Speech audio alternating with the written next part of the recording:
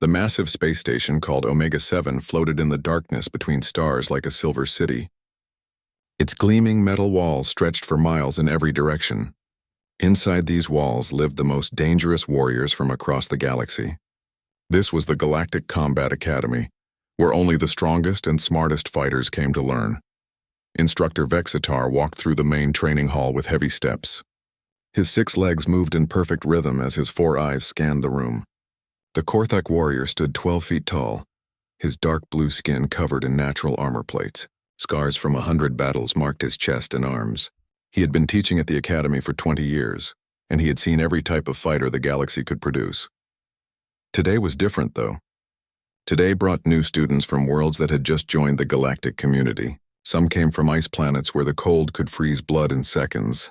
Others came from desert worlds where the heat could melt metal. But one group caught his attention more than the others: the humans. Vexitar stopped at his desk and pulled up the files on his computer screen. The planet was called Earth, and it was marked with bright red warnings. Class 12 Deathworld, the file said. Extreme hazard to all known life forms. Do not visit without full protection suits and military escort. He read the details with growing interest. Earth had gravity 3 times stronger than most worlds. Its atmosphere contained poison gas that could kill most species in minutes. The oceans were filled with acid that could eat through ship hulls. Deadly storms raged across the surface with winds faster than most spacecraft. But that was not the worst part. The worst part was the life forms. The file showed pictures of creatures that made Vexitar's 4 eyes widen. Massive beasts with teeth like swords roamed the land. Flying monsters with claws that could tear through armor hunted from the skies. In the ocean swam things with mouths big enough to swallow a small ship. And somehow humans lived there. Not just lived, but ruled the entire planet. Vexitar closed the file and looked across the training hall. In one corner he could see the new students gathering. The Zephyrians stood together in a group, their crystal skin glowing with soft light. They were fast, faster than almost any other race. Their reflexes were so quick they could dodge laser blasts. Near them stood the Makari warriors, each with 4 powerful arms and skin like rock. They came from a world of constant war, where only the strongest survived. Each Makari could fight 4 opponents at once and win. The biggest group was the Groknars. These giants stood 15 feet tall with muscles like steel cables. Their homeworld had such strong gravity that they were 10 times stronger than most other races. One Groknar could lift a small vehicle over his head, and then there were the humans. Vexitar counted them carefully. There were only 5 humans in the group, much smaller than the other races. They looked so different from everyone else. Where the other aliens had armor, claws, extra arms, or natural weapons, the humans looked almost helpless. They were small, barely reaching the chest height of most other students. Their skin was soft and pink with no armor or protection. They had only 2 arms and 2 legs. No claws, no fangs, no natural weapons at all. They looked like children next to the other warriors, but the file said they came from the most dangerous world in known space. Vexitar activated the training hall speakers with a button on his desk. His deep voice echoed through the room, making all the students stop talking and turn to face him. New students, welcome to the Galactic Combat Academy. I am Instructor Vexitar. For the next 6 months, you will train here to become the finest warriors in the galaxy. He paused and let his 4 eyes scan the crowd. You come from many different worlds. Some of you are stronger than others. Some are faster. Some have natural weapons. But strength and speed mean nothing without skill and intelligence. The instructor stepped down from his platform and began walking between the groups of students. Today we will begin with basic assessments. I need to see what each of you can do. We will start with physical tests, then move to combat skills. As he walked past the humans, Vexitar stopped for a moment. Up close, they looked even more fragile. One of them, a female with black hair, looked up at him with calm, dark eyes. She was probably in her early 20s by human standards. Her name tag read Hana Kim. You are from Earth, Vexitar said to her. It was not a question. Yes, sir, Hana replied in perfect galactic standard language. Her voice was quiet but steady. Tell me, human, how did your people survive on such a dangerous world? Other students nearby stopped their conversations to listen. They were curious too. How could such weak-looking creatures live on a planet that would kill most other species in minutes? Hana thought for a moment before answering. We learn to adapt, sir. When the world tries to kill you every day, you either become stronger or you die. Some of the alien students made sounds that might have been laughter. A young Groknar named Thok stepped forward. He was twice as tall as Hana and probably weighed 10 times as much. Adapt? Thok said with a grin that showed his sharp teeth. Little human, my people lift mountains for fun. We crush metal with our bare hands. What could you possibly teach us about being strong? Before Hana could answer, a new voice joined the conversation. It came from the group of Korthak students near the back of the hall. The speaker was Kael Thuron, Prince of the Korthak Empire and the Academy's best student. Kael was almost as tall as Instructor Vextar, with the same dark blue skin and natural armor. But where Vextar showed his age and experience, Kael displayed youth and arrogance. Golden marks on his armor showed his royal birth and his many victories in combat. The human is right about one thing, Kael said as he walked closer.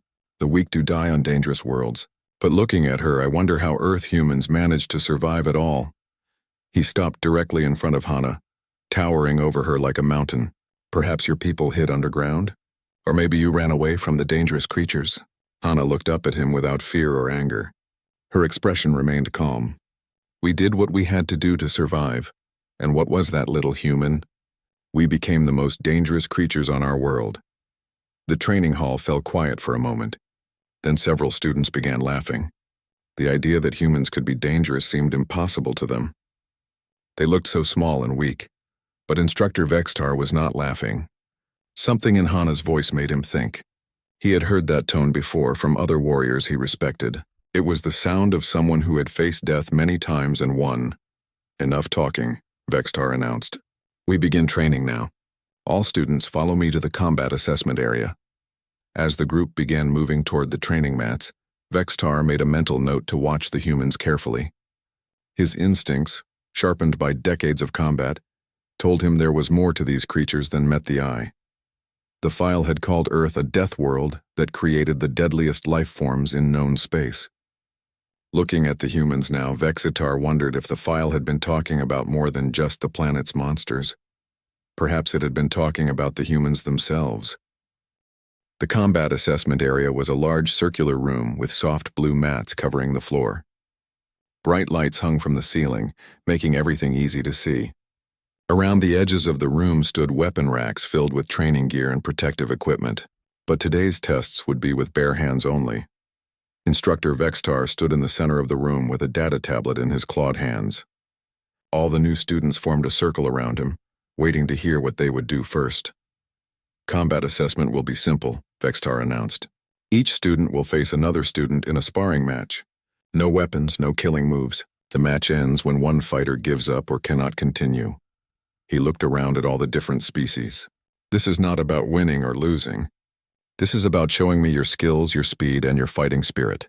The first match began with two Zephyrians facing each other. Their crystal skin flashed with different colors as they moved around the mat. They were incredibly fast, almost too quick for the other students to follow. Their punches and kicks created small sonic booms in the air. The match lasted only 30 seconds before one Zephyrian managed to land a perfect strike to his opponent's chest crystal. The defeated fighter immediately surrendered, and both walked off the mat with respectful bows. Next came the Makari warriors. The two four-armed fighters created a blur of movement as they blocked and attacked with all their limbs at once. Their rock-like skin made loud cracking sounds each time they hit each other. The match went on for 5 minutes before one Makari managed to grab all four of his opponent's arms and force him to the ground. Then it was time for the Groknars. The two massive fighters stepped onto the mat with heavy footsteps that made the floor shake. When they began fighting, it sounded like thunder. Each punch could have broken bones, but their thick skin protected them from serious injury. The match ended when one Groknar lifted the other completely off the ground and held him there until he gave up. Instructor Vextar watched each match carefully, making notes on his tablet. He was impressed with what he saw. These students were among the best their species had to offer, but he was most curious about the humans. Next match, Vextar called out.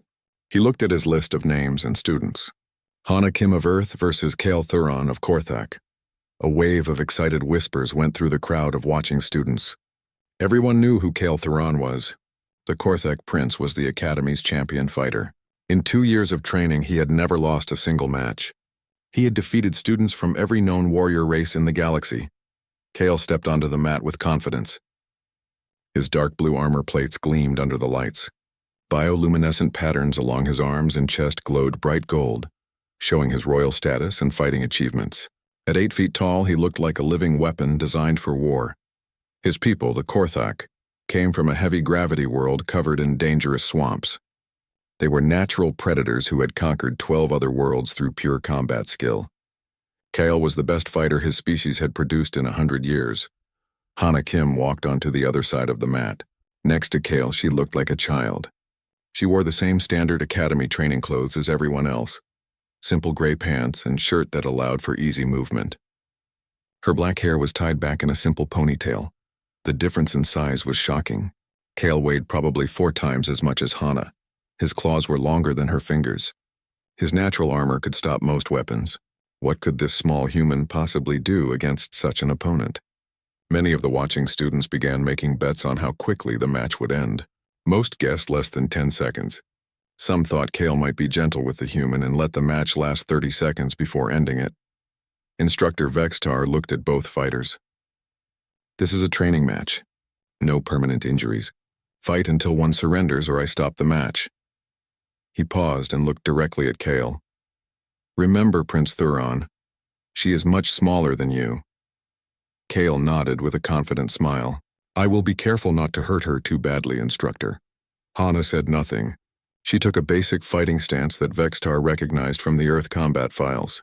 Her feet were shoulder-width apart, her hands raised to chest level, her body balanced and ready to move in any direction. Begin, Vextar called out.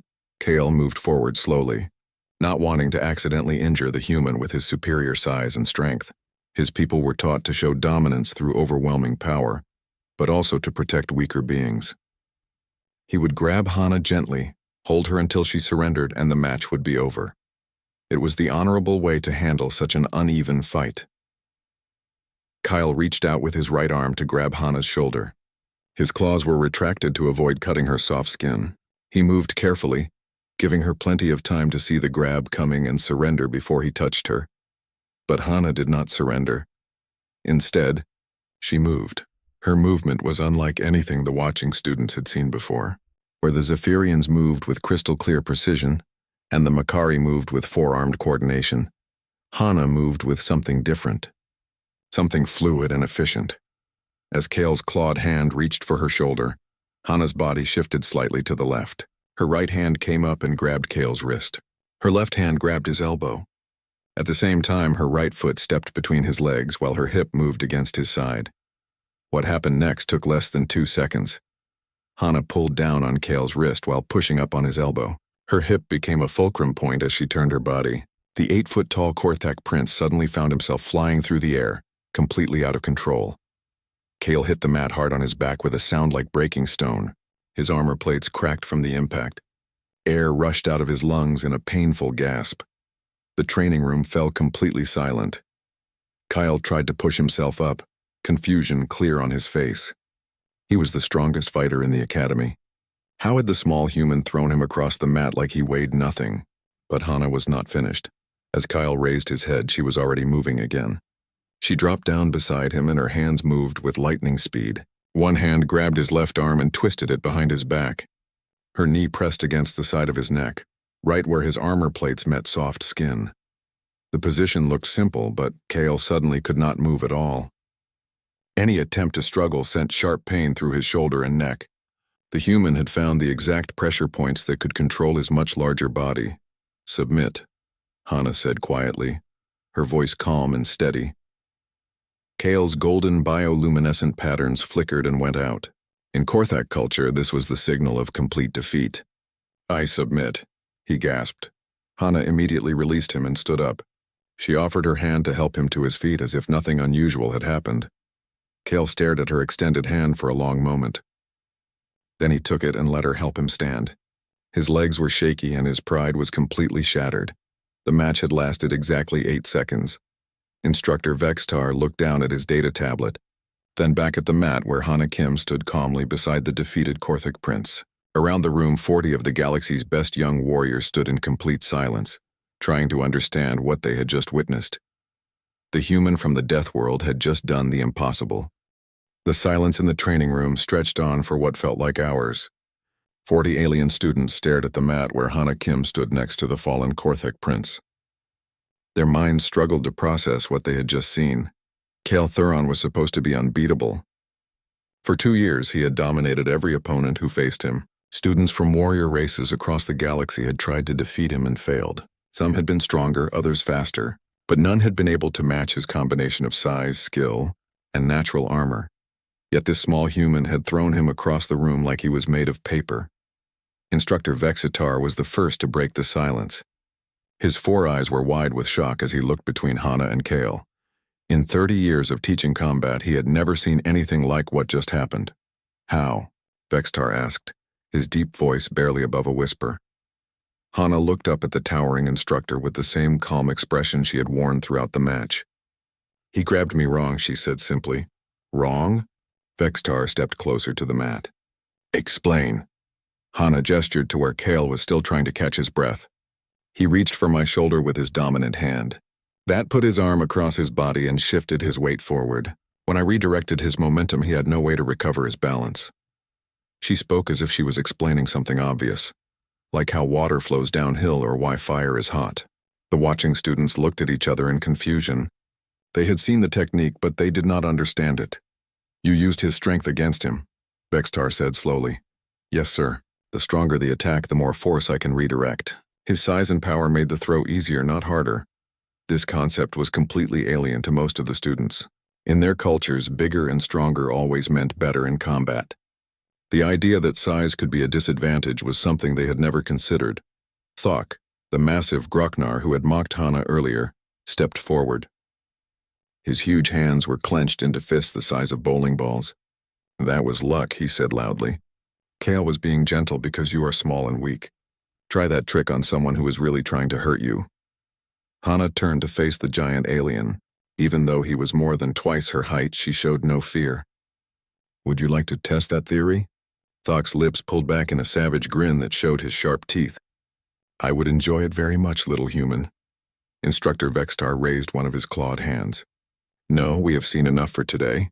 All students return to your quarters and prepare for tomorrow's lessons. But the students did not move. They were too fascinated by what they had witnessed. Conversations began breaking out in dozens of different languages as alien species tried to explain to each other what had happened. Near the back of the room, a group of Zephyrians were speaking rapidly in their musical language. Their crystal skin flickered with patterns of light that showed their excitement and confusion. Did you see how she moved? One of them said in Galactic Standard. It was not speed like ours. It was something else. Something planned. A Makari warrior with 4 scarred arms nodded in agreement. She knew exactly where to grab him. She knew exactly how he would fall. This was not fighting. This was science. The most disturbed group was the Korthak students. They gathered around their defeated prince, trying to understand how their champion could have lost so quickly. Kale sat on a bench at the edge of the mat, his armor still cracked from the impact with the floor. It must have been some kind of trick, one of the Korthak students said. Some hidden weapon or technology from her world. Kale shook his head slowly. No, there was no trick. She simply knew how to fight better than I do. This admission shocked his fellow Korthak more than the defeat itself. In their culture, admitting that an enemy was superior was almost unthinkable, yet Kale could not deny what had happened. But she is so small, another Korthak protested. How can someone so weak defeat someone so strong? Because we have been thinking about strength wrong, Kale said quietly. His golden bioluminescent patterns were still dim, a sign of deep shame among his people. We think strength means big muscles and thick armor. But what if real strength means something else? Across the room, Hana was putting on a jacket and preparing to leave. Several of the human students gathered around her, speaking in their Earth language. Vexitar activated his translator to listen to their conversation. That was beautiful, Hana, said one of the other humans, a male named June Park. Perfect hip throw. Your sensei would be proud. The setup was flawless too, added another human, a female named Min Lee. You read his attack pattern from the moment he stepped forward. Hana shrugged as if defeating the Academy's champion was no big deal. He telegraphed everything. His species fights with overwhelming force, so they never learned to be subtle. It made him predictable. Vextar felt a chill run through his exoskeleton. The humans were talking about combat like it was an art form. They spoke of reading opponents, of patterns and setups, of concepts that went far beyond simple strength and speed. He thought back to the files about Earth. The planet was described as a death world because of its dangerous environment and predatory life forms. But what if the files had missed the most important detail? What if the most dangerous predators on Earth were the humans themselves? Vextar walked over to where Hana was standing with the other Earth students. "Miss Kim, a moment, please." The other humans stepped back respectfully as their instructor approached. Hana looked up at him with polite attention. "Your fighting style," Vextar said. "Where did you learn it?" "Which style, sir?" "The throw is judo, but I also train in taekwondo, boxing, and Brazilian jiu-jitsu." Vextar's four eyes blinked in confusion. "You know multiple combat systems?" "Most humans do, sir. We start learning to fight when we are children. By the time we reach military age, we usually know several different martial arts. But why? If your species is peaceful enough to join the galactic community, why do you train so extensively for combat?" Hana thought about this question for a moment. "Because on Earth, everything is trying to kill you. The weather, the animals, the plants, even the bacteria. We learned long ago that the only way to survive is to be ready for anything." She gestured to her fellow humans. "Every person from Earth knows how to fight, how to hunt, how to survive in hostile environments. It is just part of growing up on our world." Vextar looked at the small group of humans with new understanding. They were not warriors in the way other species were warriors. They were something else entirely. They were survivors who had been forged by the most dangerous planet in known space. And now they were here at the galaxy's premier combat academy, ready to share their knowledge with the rest of the universe. The instructor realized that everything was about to change. 3 hours after the combat assessment ended, the news had spread throughout the entire space station. Students, instructors, and staff members who had not been in the training room were hearing impossible stories about a human defeating the Korthak prince. Most of them did not believe it. In the academy's main cafeteria, groups of alien students sat at long metal tables eating their evening meals. The room buzzed with excited conversations in dozens of different languages. Every few minutes, someone would point toward the table where the human students sat quietly eating their food. At a table near the center of the room, 3 Groknar students were arguing loudly about what they had heard. "It cannot be true," said Gorak, a massive warrior with gray skin covered in battle scars. "No creature that small could defeat a Korthak prince. The physics make no sense." His friend Thok nodded in agreement. "I was there and I still do not believe what I saw. There must be some explanation we are missing." The third Groknar, whose name was Morg, leaned forward and lowered his voice. "What if the stories about their homeworld are true? What if Earth really is as dangerous as the files say?" Gorak laughed, a deep rumbling sound that made nearby tables shake. "Come on, Morg, look at them." He pointed toward the human table. "They're smaller than most of our children. How dangerous could they possibly be?" At the human table, 5 Earth students ate their meals and talked quietly among themselves. They seemed unaware of all the attention they were receiving. Hana Kim sat with her back to most of the room, calmly eating what looked like a simple salad. "She does not look like a warrior," Thok admitted, "but I saw her throw Kale across the room with my own eyes." "Maybe Kale let her win," Gorak suggested. "Maybe it was some kind of demonstration arranged by the instructors." Before anyone could respond, Kale Thuron himself entered the cafeteria. The Korthak prince moved slowly, his usual confident stride replaced by careful, measured steps. The cracks in his armor had been repaired, but everyone could see the fresh welding marks where the pieces had been put back together. Conversations around the room gradually died down as students watched Kale make his way to the food service area. His bioluminescent patterns were still dim, a clear sign that he had not recovered from his defeat. Kale took a tray of food and looked around the room for a place to sit. Normally, students would compete for the honor of sharing a table with the famous prince. Today, many of them looked away when he approached. After a moment of uncertainty, Kale made a decision that shocked everyone in the cafeteria. He walked directly to the human table and stopped beside Hana Kim. "May I sit here?" he asked in his deep, formal voice. The entire cafeteria fell silent. Hana looked up from her salad and nodded. "Of course." Kale sat down carefully, his large frame making the chair creak under his weight. For several minutes, neither of them spoke. The other humans at the table continued their conversation, but the rest of the cafeteria remained quiet, straining to hear what the prince and the human might say to each other. Finally, Kale broke the silence. I have been thinking about our match. Hana nodded politely but did not stop eating. I have fought hundreds of opponents, Kale continued. Warriors from every major species in the galaxy. I thought I understood combat. I thought strength and armor and natural weapons were all that mattered. He paused and looked down at his hands. You taught me that I was wrong. Hana finished chewing and looked at him directly. You are not wrong about strength being important. You are just thinking about it in a limited way. What do you mean? Your people developed combat skills for fighting on your homeworld, Hana explained. Heavy gravity, swamp terrain, opponents who are also large and heavily armored. Your techniques work perfectly for those conditions. Kale nodded slowly. This made sense to him.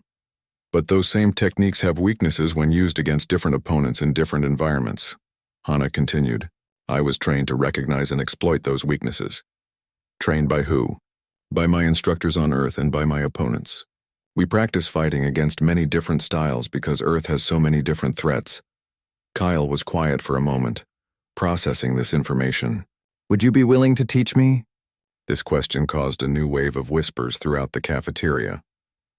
The idea of a Korthak prince asking a human for combat instruction was almost unthinkable. Hana considered the request carefully. Why do you want to learn? Because today I discovered that I am not as good a warrior as I thought I was. If I am going to improve, I need to understand how you defeated me so easily. Hana nodded with approval. That is a good answer. Yes, I will teach you, but you will need to forget everything you think you know about fighting. At a table across the room, Instructor Vextar sat with several other academy teachers. They had been watching the conversation between Hana and Kale with great interest. This is unprecedented, said Dr. Nexus, an elderly Zephyrian who taught tactical theory, a student requesting training from another student. And not just any student, Prince Thuron asking a human for help. Vextar nodded grimly. I have been reviewing the Earth files all afternoon. I think we have seriously underestimated these humans. How so? Asked Captain Rourke, a Makari instructor who specialized in weapons training. Look at their planet's history, Vextar said, pulling out his data tablet. They have been fighting wars for thousands of years, not just against other species, but against each other. They have developed hundreds of different combat systems, each designed to counter different threats. He scrolled through pages of information. They practice what they call mixed martial arts, combining techniques from multiple fighting styles. They study their opponents, adapt their tactics, and constantly evolve their methods. Dr. Nexus leaned forward with interest. You are saying they approach combat like a science rather than just relying on natural advantages. Exactly. And there is more. Vextar switched to a different file. Their planet has over 7 billion inhabitants, all competing for resources on a world that actively tries to kill them.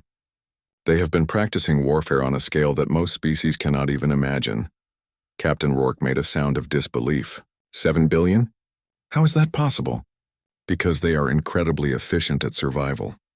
They farm the land, hunt the animals, and fight off diseases that would wipe out entire worlds.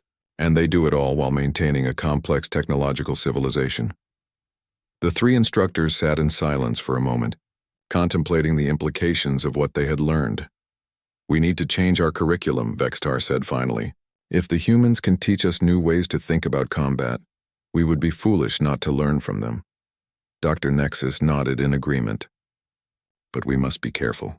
If word spreads that humans are superior fighters, it could cause problems with some of the more prideful species. Across the cafeteria, Hana and Kale had finished their conversation and were getting up from the table. As they walked toward the exit, students from various species watched them with new interest. Some looked curious, eager to understand how the human fighting methods worked. Others looked worried, concerned about what this might mean for their own combat rankings. But all of them were beginning to realize the same thing that Instructor Vextar had discovered. The humans were not just survivors from a dangerous world. They were the most advanced warriors the galaxy had ever seen. The next morning, Instructor Vextar arrived at his office 3 hours earlier than usual. His 4 eyes were red with exhaustion, but his mind was fully alert. He had spent most of the night studying files about Earth and its inhabitants, and what he had discovered kept him awake with excitement and concern. The first thing he did was call an emergency meeting of the senior faculty. Within an hour, 12 of the Academy's most experienced instructors had gathered in the main conference room.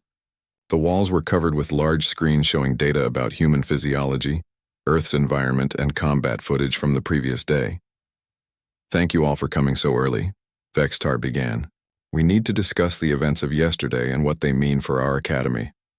Dr. Yoon Sung, the Academy's xenobiologist, was already studying the data on the screens. She was a tall, thin woman with silver hair and sharp blue eyes.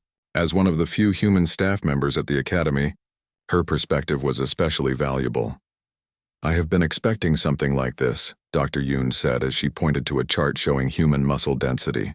"Earth humans are not physically superior to most species in raw strength or speed, but they have something more important." "Which is?" asked Captain Rourke. "Adaptability. Humans evolved as persistence hunters on a world that constantly tried to kill them. Their brains developed to solve problems quickly under extreme stress. Their bodies learned to function efficiently in hostile environments. Most importantly, they developed the ability to learn from every threat they encountered." She switched to a new screen showing videos of human combat training. "Look at these recordings from Earth military academies. Humans do not just learn one fighting style. They study dozens of different systems and combine them into personalized approaches." The alien instructors watched in fascination as the videos showed humans practicing everything, from ancient sword combat to modern tactical warfare. The variety of techniques was overwhelming. "This is impossible," muttered Commander Zex, a veteran Groknar who taught heavy combat techniques. "No species can master so many different fighting methods." "Humans do not master them all," Dr. Yoon explained. "They learn the principles behind each system and adapt those principles to create new techniques. They treat combat like a puzzle to be solved, rather than a test of natural superiority." Vextar activated another screen showing Earth's history. "I have been reading about their wars. In the past century alone, they fought conflicts on every continent of their planet. They developed tactics for jungle warfare, desert combat, urban fighting, mountain operations, and naval battles. That level of warfare should have destroyed their civilization," said Dr. Nexus. "Instead, it made them stronger," Vextar replied. "Each war taught them new lessons about combat. Each enemy forced them to develop new strategies. They turned constant conflict into a teaching tool." The room fell silent as the instructors processed this information. The idea of using warfare as education was foreign to most of their species. Captain Rourke raised one of his 4 hands. "What about their physical capabilities? Kale Thuron is one of our strongest students. How did a human half his size defeat him so easily?" Dr. Yoon smiled slightly. "Because size and strength are only advantages if you know how to use them properly. Humans developed fighting systems specifically designed to defeat larger, stronger opponents." She showed them a video of human martial arts training. "This is called jujitsu. It was created by humans who were often smaller than their enemies. The entire system is based on using an opponent's size and strength against them." The instructors watched as human fighters demonstrated techniques for throwing much larger opponents, escaping from powerful grabs, and controlling enemy movement through precise pressure point manipulation. "They turned physics into a weapon," Dr. Yoon continued. "Leverage, momentum, balance, center of gravity. Humans understand these concepts instinctively because their survival depended on it." Commander Zek shook his massive head. "This changes everything. If humans can teach these techniques to other species, they can," Vextar confirmed. "I spoke with several human students this morning. They are all trained instructors as well as fighters. On Earth, teaching combat skills is considered a civic duty." Dr. Nexus leaned forward with interest. "You are suggesting we modify our curriculum to include human teaching methods?" "I am suggesting more than that," Vextar said seriously. "I think we need to completely rethink how we approach combat training. The humans have shown us that our traditional methods are outdated." He activated a final screen showing test scores from the previous day. "Look at the assessment results. The human students did not score highest in any single category. They were not the fastest, strongest, or toughest. But when we combined all the scores, they ranked at the top in overall combat effectiveness. The data was clear. While individual alien species excelled in specific areas, the humans showed balanced competence across all categories. More importantly, They demonstrated tactical thinking that far exceeded any other group. "What do you recommend?" asked Captain Rourke. "We establish a new program," Vextar announced. "Human instructors will teach integrated combat systems to volunteer students. We will study their methods and adapt them for use with different species. Some of the student families will not approve," warned Dr. Nexus. "Many species take great pride in their traditional fighting methods. Then, they will continue to lose to enemies who are more adaptable," Vextar said bluntly. "Pride is a luxury we cannot afford if we want to produce the best warriors in the galaxy." Dr. Yoon stood up and moved to the center of the room. "There is something else you need to understand about humans. What you saw yesterday was not unusual by their standards. Hana Kim is a competent fighter, but she would not even rank in the top 1,000 warriors on Earth." This statement caused an uproar among the alien instructors. If Hana could defeat their best student easily, what could a truly elite human warrior accomplish? "You must remember," Dr. Yoon continued, "Earth has over 7 billion humans. Their military forces number in the millions. Every human soldier receives years of combat training that includes multiple fighting systems, tactical education, and psychological conditioning." She paused to let this information sink in. "The 5 students we have here are not elite warriors. They are ordinary young people who volunteered for an exchange program. If they can revolutionize our combat training, imagine what would happen if Earth decided to send their actual military experts." Vextar felt a chill run through his exoskeleton. "Are you saying Earth could conquer the galaxy if they chose to?" "I am saying Earth could conquer the galaxy without breaking a sweat," Dr. Yoon replied calmly. "But they will not, because conquest is not their goal. They are more interested in learning from other species and sharing knowledge." She looked around the room at the concerned faces of her colleagues. "That is why this opportunity is so valuable. Humans are willing to teach us their methods freely. We would be foolish not to learn everything we can from them." The meeting continued for another 2 hours as the instructors planned the new curriculum. By the end, they had designed a complete restructuring of the Academy's combat program. As the other instructors filed out of the room, Vextar remained behind with Dr. Yoon. "Tell me honestly," he said, "how worried should we be about humanity's military capabilities?" Dr. Yoon considered the question carefully. "Humanity spent thousands of years learning to fight against impossible odds. They survived ice ages, plagues, natural disasters, and countless wars. They developed technology that could destroy their own planet and then chose not to use it." She walked to the window and looked out at the stars. "Any species that has that level of power and that level of restraint is not something to fear. It is something to respect and learn from." Vextar nodded slowly. He was beginning to understand that the humans were not just another warrior species joining the galactic community. They were the teachers that everyone else had been waiting for. 2 weeks after the sparring match that changed everything, the Galactic Combat Academy looked very different. New training schedules had been posted throughout the station. Traditional species-specific combat classes had been replaced with integrated sessions taught by human instructors. The changes were not popular with everyone. In the Korthak dormitory section, a group of students gathered around Prince Kale's quarters. They spoke in hushed voices about their concerns with the new training methods. "This is humiliating," said Vork, a young Korthak warrior with bright gold armor patterns. "Our people have conquered 12 worlds using traditional fighting techniques. Why should we learn from soft-skinned humans?" His friend Thek nodded in agreement. "The prince has lost his honor by accepting training from the creature that defeated him. Our families will be ashamed when they hear about this." But Kale Thuron was not listening to their complaints. He was too busy practicing the new techniques that Hana Kim had been teaching him. The Korthak prince stood in the center of his room, moving through a series of exercises called forms that humans use to practice their fighting skills. His movements were slow and precise, very different from the aggressive attacks his species normally preferred. "Balance is more important than strength," he said quietly to himself, repeating one of Hana's lessons. "Control is more important than speed." 2 weeks of training with the human instructor had taught Kale things about combat that he had never imagined. He learned that fighting was not just about overpowering an opponent, but about understanding them, reading their body language, predicting their attacks, and using their own movements against them. It was the most difficult thing he had ever studied, But also the most fascinating, Prince Kale, Vork interrupted. Are you listening to us? We need to discuss what this human training is doing to our reputation. Kyle stopped his practice and turned to face his fellow Korthak students. What it is doing to our reputation is making us better warriors.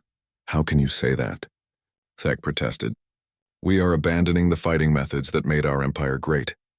No, Kyle said patiently. We are adding new methods to the ones we already know. The human style does not replace our traditional techniques. It improves them. He gestured for his friends to sit down. Let me show you something I learned yesterday.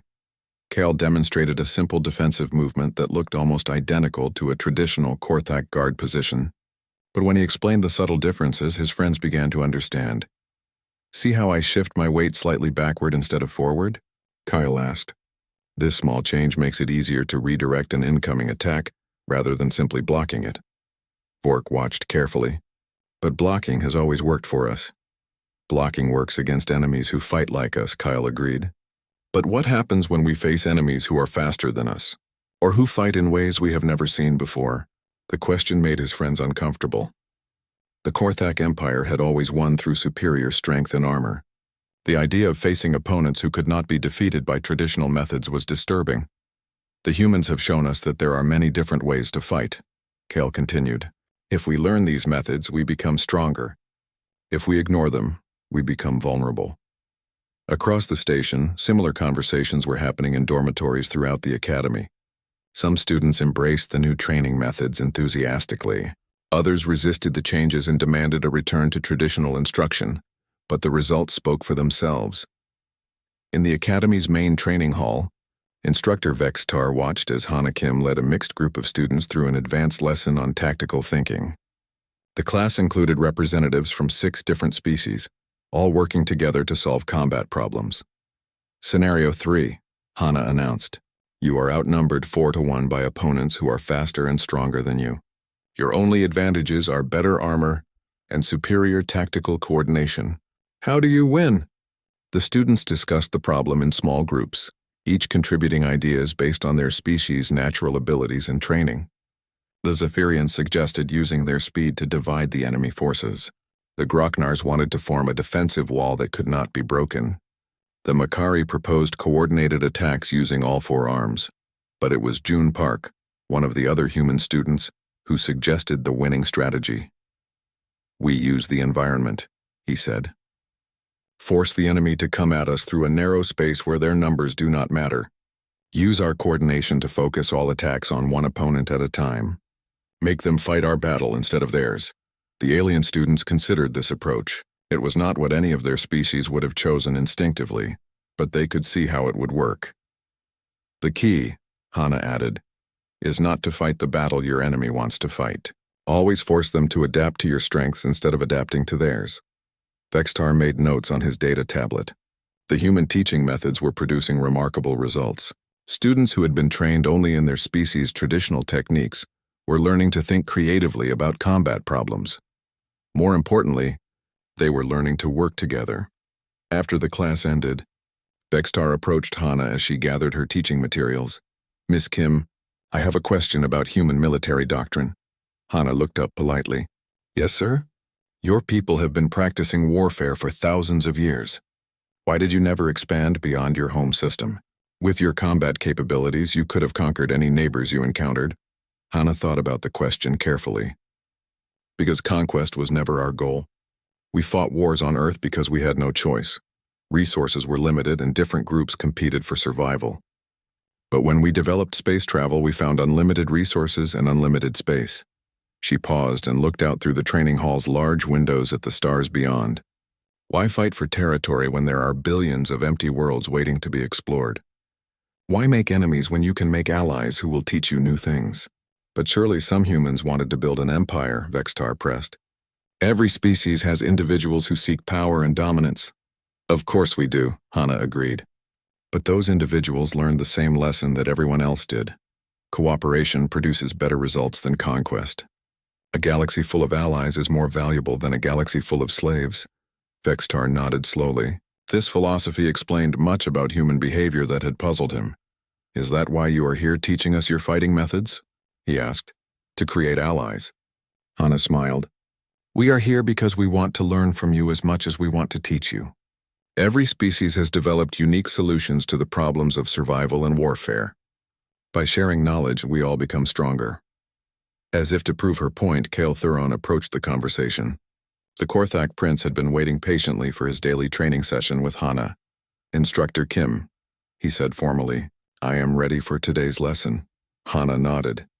Today we will work on multiple opponent scenarios. Instructor Vextar, would you like to join us? Your experience would be valuable. The invitation surprised Vextar. In all his years of teaching, no student had ever asked him to participate in training led by another student. But he found himself curious about human teaching methods. I would be honored, he replied. As the three of them walked to the practice area, Vextar reflected on how much had changed in just 2 weeks. The academy's rigid hierarchy was becoming more flexible. Students and instructors were learning from each other. Different species were discovering that they had more in common than they had differences. The humans had not just brought new fighting techniques to the academy. They had brought a new way of thinking about cooperation, learning, and growth. For the first time in his long career, Vexitar was excited about the future of combat training. The galaxy was about to become a much more interesting place. 6 months later, the graduation ceremony at the Galactic Combat Academy was unlike any that had come before. Representatives from hundreds of worlds gathered in the Great Assembly Hall to watch. Their young warriors received their final rankings and assignments. The hall itself had been redesigned to accommodate the changes in the Academy's philosophy. Instead of separate sections for each species, the seating was arranged in mixed groups that encouraged interaction between different cultures. Banners hanging from the ceiling showed not just individual species symbols, but new designs that represented cooperation and shared learning. At the center of the stage stood Instructor Vextar, now promoted to Academy Director after the remarkable success of the integrated training program. His 4 eyes scanned the crowd as he prepared to address the assembled dignitaries. Honored guests, he began, his voice carrying clearly through the hall's sound system. Today we celebrate not just the graduation of exceptional warriors, but the beginning of a new era in galactic combat training. He gestured to the graduating class, which sat in the front rows of the assembly hall. Unlike previous years, the students were not grouped by species. Korthak warriors sat next to Zephyrian scouts. Grocknar heavy fighters shared conversations with Makari tacticians. And scattered throughout the group were the human exchange students who had started this revolution. 6 months ago, we believed that the best warriors were those who perfected their species' natural advantages. Vextar continued. We have learned that the best warriors are those who can adapt to any situation and work effectively with any ally. In the audience, Prince Kale's father, Emperor Thuron of the Korthak Empire, watched with intense interest. He had come to the ceremony expecting to see his son return in shame after his defeat by a human. Instead, he was hearing reports that Prince Kale had become one of the most skilled fighters in Academy history. The traditional approach to combat training focused on individual superiority, Vextar explained. Students learned to defeat opponents through overwhelming force, superior speed, or natural weapons. This approach worked well when fighting enemies similar to themselves. He paused and looked directly at the human students. But the galaxy is vast and full of unexpected challenges. The warriors who will succeed in the future are those who can think creatively, adapt quickly, and turn any situation to their advantage. From her seat in the front row, Hana Kim listened to the speech with quiet satisfaction. The past 6 months had been the most rewarding of her life. Teaching alien students had been challenging, but seeing them grow and improve had been incredibly fulfilling. Next to her sat Kale Thuron, now wearing new armor that bore both Korthak royal symbols and human martial arts patches. The prince had become not just her student, but her friend and training partner. Together, they had developed new fighting techniques that combined Korthak strength with human adaptability. Today's graduates represent a new type of warrior, Vextar announced. They have learned not just their own species' combat methods, but techniques from across the galaxy. They understand that true strength comes from knowledge, cooperation, and the wisdom to choose the right tool for each task. The graduation rankings were announced in reverse order, starting with the lowest scores and building toward the highest. This year, for the first time in Academy history, the top ranks were filled with students from multiple species who had trained together as teams. When Kale's name was called as the Academy's top graduate, the Korthak delegation erupted in proud cheers. But the biggest surprise came when Hana was announced as the recipient of the first-ever Outstanding Instructor Award, given to a student who had contributed significantly to the education of others. As the ceremony continued, Emperor Thuron found himself in conversation with Dr. Yoon Sung, who had been promoted to Deputy Director of Academic Affairs. "I admit I was skeptical when I heard about human training methods," the Emperor said. "My people have always believed that strength and honor in combat come from within, not from copying the techniques of others." Dr. Yoon nodded respectfully. "Your people's traditional methods are excellent, Your Majesty. We have not replaced them. We have enhanced them. Prince Kale still fights with Korthak strength and courage, but now he also understands leverage, timing, and tactical psychology. And this makes him stronger? It makes him complete. A warrior who relies only on natural advantages will always be vulnerable to enemies who fight differently. A warrior who can adapt to any situation is truly unbeatable." Emperor Thuron watched as his son demonstrated some of the new techniques he had learned. Kale moved with the same power that all Korthak possessed, but there was something different about his style now. His movements were more efficient, more controlled, more intelligent. "I see what you mean," the Emperor admitted. "Perhaps it is time for the Korthak military to consider adopting some of these methods." Across the hall, similar conversations were taking place between other species representatives and Academy officials. The success of the integrated training program had convinced many governments to request human instructors for their own military academies. As the formal ceremony concluded, the graduates and their families moved to the Academy's main social area for an informal reception.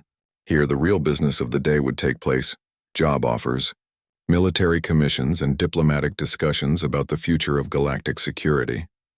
Hana found herself surrounded by representatives from dozens of different worlds, all eager to recruit her as an instructor for their forces. The offers were generous, but she had already made her decision. "Thank you all for your interest," she said politely to the gathered officials. "But I have accepted a position with the Galactic Defense Force as a specialist in integrated combat training." This announcement caused considerable excitement. The GDF was responsible for protecting the entire galactic community from external threats. Having human expertise at that level would benefit every member species. General Korax, the Makari commander of the GDF, stepped forward to address the crowd. "Miss Kim will be leading a new initiative to develop universal combat standards that can be taught to warriors from any species. We believe this will significantly improve our collective defense capabilities."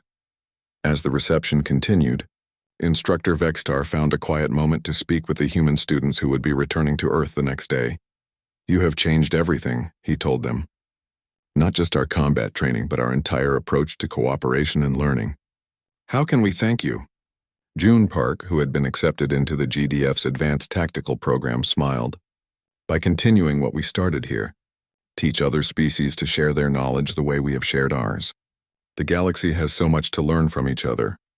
Min Lee, who had accepted a position training Zephyrian scouts, nodded in agreement. "Every species has unique advantages. Humans are good at adapting and problem-solving, but we still have much to learn from others. The Zephyrian understanding of speed and precision, the Groknar mastery of strength and endurance, the Korthak knowledge of honor and leadership. These are all valuable lessons." "And what about you, Miss Kim?" Vextar asked. "What lesson do you hope to learn next?"